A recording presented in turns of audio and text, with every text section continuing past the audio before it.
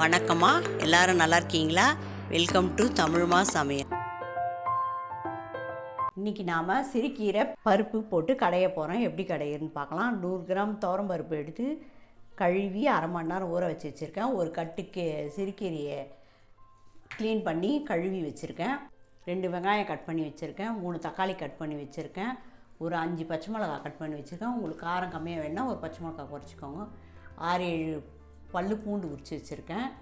இப்போ அரை மணி நேரம் ஊற வச்சுருக்க பருப்பை தண்ணி இருத்து வேக வச்சு பருப்பில் 1 டம்ளர் தண்ணி ஊற்றிக்கலாம். இந்த டம்ளரில் ஒரு அரை டம்ளர் பருப்பு இருக்கும். 100 கிராம் பருப்பு. இதில் 1 டம்ளர் தண்ணி ஊற்றிக்கலாம் போதும். குக்கரில் வேக வைக்கிறதுனால 1 டம்ளர் தண்ணி போதும். 1/4 ஸ்பூன் மஞ்சள் பொடி போட்டுக்கலாம். கட் பண்ணி வச்சுருக்கேன் வெங்காயம், தக்காளி, பச்சை மிளகாய் எல்லாம் இதிலேயே போட்டுடலாம். இந்த கீரை கடையில் குக்கர்லேயும் செய்யலாம், பாத்திரத்துலேயும் செய்யலாம். குக்கரில் செஞ்சால் நல்லா மூடி போட்டு வேக வச்சிருந்தோம்னா அந்த பச்சை கலர் மாறாமல் இருக்கும், டேஸ்ட்டாகவும் இருக்கும். இந்த கீரையை இதிலேயே போட்டு வேக வச்சிடலாம். ஒரு 5-6 விசில் விட்டால் போதும். கீரையை குக்கரில் போட்டாச்சு. எல்லாத்தையும் ஒன்றா போட்டு 1 டம்ளர் தண்ணி ஊற்றியாச்சு. இப்போ மூடி குக்கரை ஸ்டவ்வில் வச்சிடலாம். ஒரு 5 விசில் வந்தால் போதும். ஆஃப் பண்ணிடலாம். போட்டு மூடி கொஞ்சம் டைட் ஆனவுடனே தீயை கொஞ்சம் கம்மி பண்ணிடலாம். ஒரு 5 விசில் வந்தால் போதும். ஆஃப் பண்ணிடலாம். 5 விசில் வந்துச்சு. ஸ்டவ் ஆஃப் பண்ணிடலாம். 5 நிமிஷம் ஆன பிறகு சூடுக்கு அடங்கிடும். அப்போ திறந்து கடைஞ்சி தாளிச்சிடலாம். சூடு அடங்கிடுச்சு. வெயிட்டை எடுத்துடலாம்.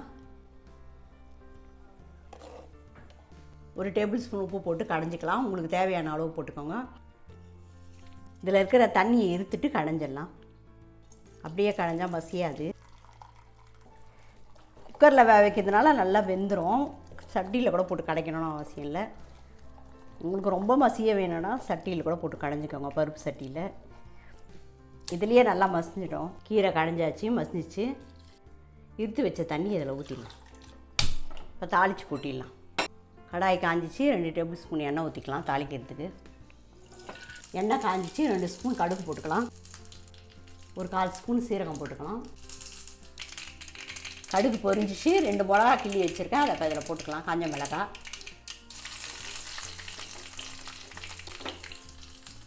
கொஞ்சம் கருவேப்பிலை போட்டுக்கலாம். இது எல்லாத்தையும் கீரையில் கொட்டிக்கலாம்.